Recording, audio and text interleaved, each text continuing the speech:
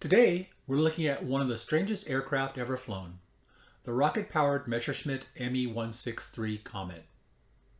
And not just the aircraft, but Meng's impressive 1/32nd scale kit, QS-001.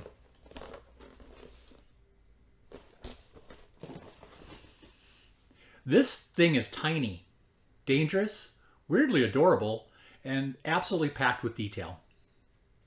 We're going to look at the history of the real aircraft, what's inside the box, how the kit compares to the older Hasegawa release, what other builders are saying, fit issues to watch for, and whether this kit is still worth buying today. Let's get into it.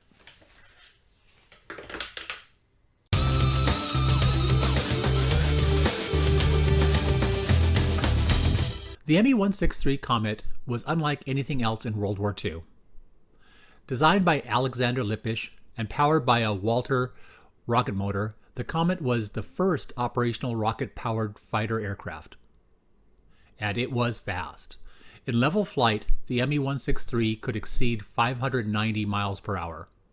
Unbelievably fast for the mid-1940s.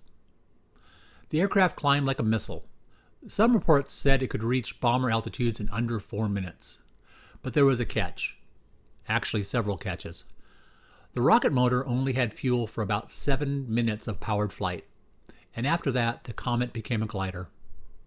The fuel itself was incredibly dangerous. The T-Stoff and C-Stoff propellants could explode or dissolve human tissue on contact. Landing was also risky, because the aircraft used a detachable wheeled dolly for takeoff and landed on a skid.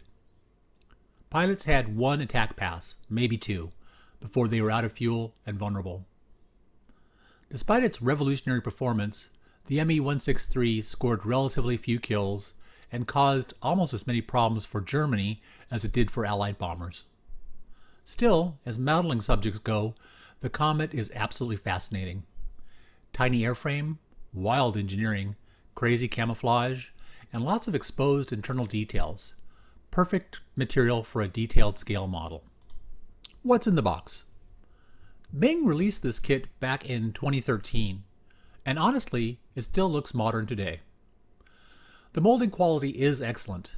You get finely recessed panel lines, rivet detail, a detailed Walter rocket engine, removable tail section, full gun bays, internal fuel tanks, optional open access panels, PE parts, display stands, launch trolley, and excellent cockpit details straight from the box.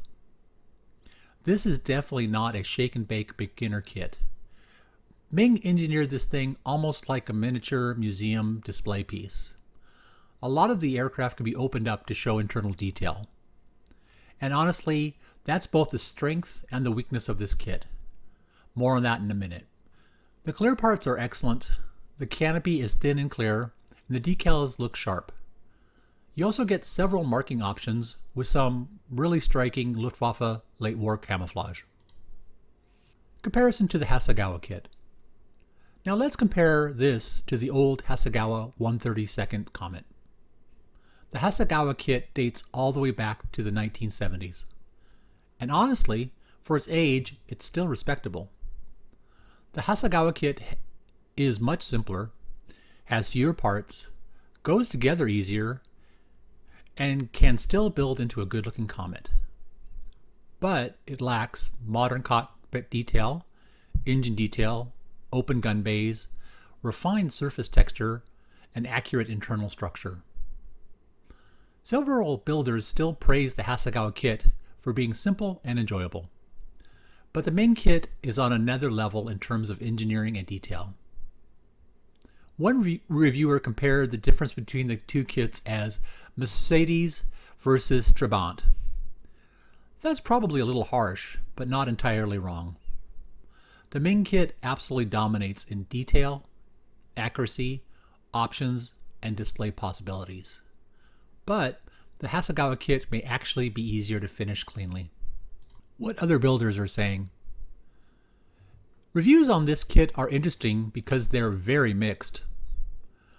IPMS USA praised the kit heavily and called it Highly recommended for experienced builders. Fine Scale Modeler also liked it and described it as a modern replacement for the old Hasegawa standby. But other experienced builders had some criticisms. Several modelers mentioned awkward engineering, difficult wing to fuselage fit, weak attachment points, and trouble closing the removable panels cleanly. And honestly, that seems to be the consensus. This kit looks amazing when built open, but if you want every panel closed up perfectly, you may need patience, dry fitting, sanding, and maybe some filler. This is definitely one of those kits where test fitting everything early will save you headaches later. The removable tail section is a fantastic feature though. It lets you display the rocket motor separately, which is one of the coolest aspects of the aircraft. Building and painting thoughts. For paintwork, the Komet is a weathering playground. Late war Luftwaffe aircraft often had modeling, hard edge camouflage, patchy field repairs, and heavy staining. The compact size also makes this a manageable 1/32nd project. You're not dealing with a gigantic bomber-sized footprint on the bench. Some ideas for weathering: fuel staining around surface areas, skid wear, chipped wing roots, burned exhaust area around the rocket nozzle, and dusty landing skid, subtle panel fading. For paints, Tamiya, AK Interactive, Mr. Color, and Vallejo all make good Luftwaffe late war colors. A satin or semi-matte finish works especially well on these aircraft. If you want to go crazy, there are lots of aftermarket options available here. Quinta cockpit details, Edward PE, Ares cockpit, masks, resin wheels, canopy upgrades, and pilot figures. Final verdict. So, is the Meng 163 worth it? Absolutely, but with a warning label. This is not a relaxing weekend build. It's more like a highly detailed project kit. If you enjoy internal detail, careful assembly, Luftwaffe subjects, and unusual aircraft, you'll probably love it. But if you want a fast, stress-free build, the old Hasegawa kit might actually be more fun. And visually, the Meng kit is spectacular, and the Me-163 itself is one of the most fascinating aircraft of World War II. Tiny, terrifying, rocket-powered, and completely insane. Honestly, what's not to love? Outro. Have you built either the Meng or Hasegawa Komet? Which one do you prefer? Let me know down in the comments. And if you enjoy the video, please hit like, subscribe, and ring the bell so you don't miss future reviews, builds, and modeling history videos here on Working Title Models. And remember, we're not just building models, we're bringing them to life.